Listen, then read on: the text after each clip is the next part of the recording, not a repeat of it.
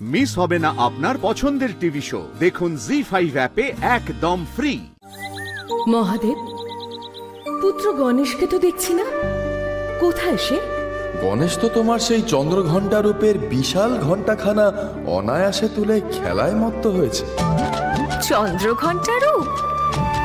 এই রূপ কখন ধরেছিলেন দেবী? এই চন্দ্রঘণ্টা রূপ নবদুর্গার তৃতীয় রূপ। এই রূপ আমাকে ধারণ করতে হয়েছিল মহাদেবেরই জন্য।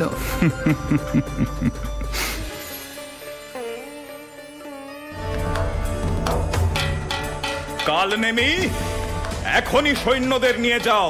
তুমি তারকাসুরের সেনাপতি। এই বিবাহ পণ্ড করো।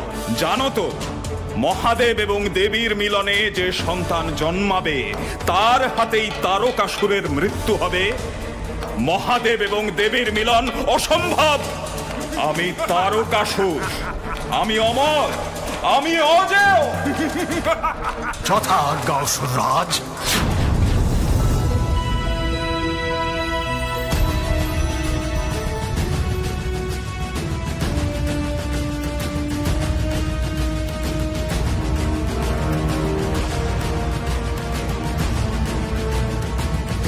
ওই যে হিমালয় রাজের প্রাসাদ, মহাদেব এবং দেবীর মিলন হতে দেওয়া যাবে না।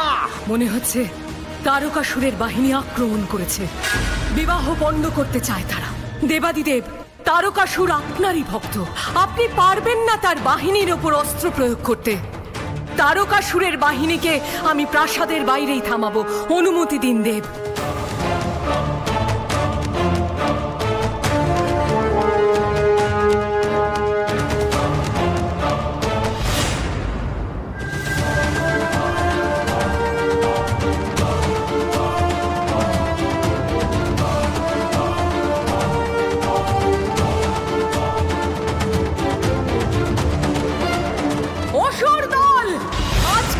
মহামিলন পণ্ড করার ক্ষমতা তোদের নেই।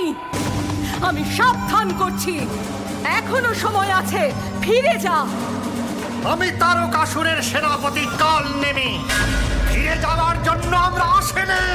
মূঢ়মতি অসুর, তবে নিজের কর্মের ফল ভোগ কর।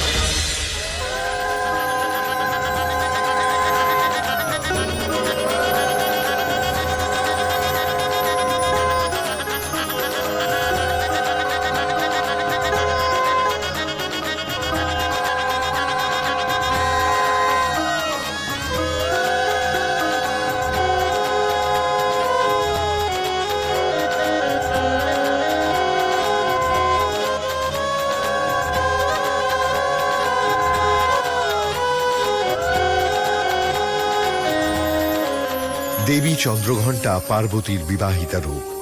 দেবীর ললাটে শোভিত ঘণ্টার আকার বিশিষ্ট অর্ধচন্দ্র, তাই তিনি দেবী চন্দ্রঘণ্টা। দেবী সিংহ বাহিনী, তিনি দশভুজা। জি5 ডাউনলোড করুন আর সব এপিসোড দেখুন একদম ফ্রি।